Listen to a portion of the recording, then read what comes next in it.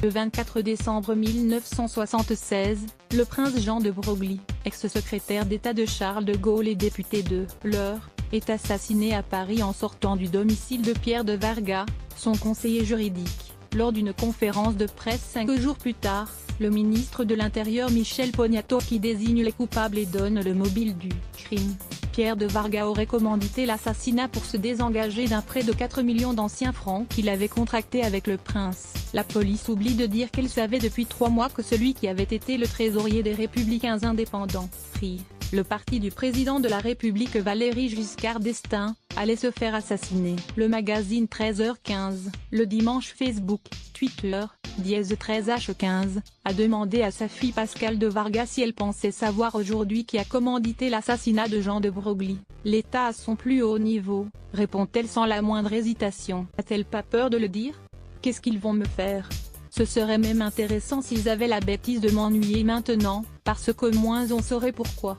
Tout a été fait pour que de Vargas soit coupable. Le journaliste Eric Young, ancien policier de l'anti-gang, se dit de son côté convaincu que personne, mais vraiment personne, ne souhaite que la vérité soit faite sur cette affaire. Le reporter Christian Châtillon, auteur de contre-enquête sur l'affaire de Broglie, L'Artilleur, 2015, estime, d'autre part que tout a été fait pour que de Vargas soit coupable. Effectivement, il y avait des gens qui étaient intouchables et qui, en 2018, sont toujours intouchables. Pierre de Vargas, condamné à 10 ans de prison, a bénéficié d'un traitement de faveur pendant sa détention. Il avait 2 cellules, dont une lui servait d'atelier pour peindre. Le conseiller juridique et associé de Jean de Broglie avait écopé de la même peine que Gérard Frêche, condamné pour avoir tiré, et que le policier Guy Simonet pour avoir organisé. Celui-ci a réintégré étrangement ses fonctions dans la police en 1988.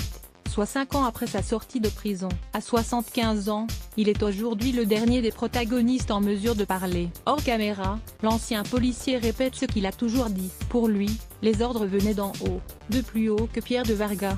De qui dit-il tout ce qu'il sait? Plus de 40 après l'assassinat du prince, lui, seul détient sans doute encore les clés de cette affaire d'État. À lire aussi sujet associé 13h15 faits divers, justice et police et politique.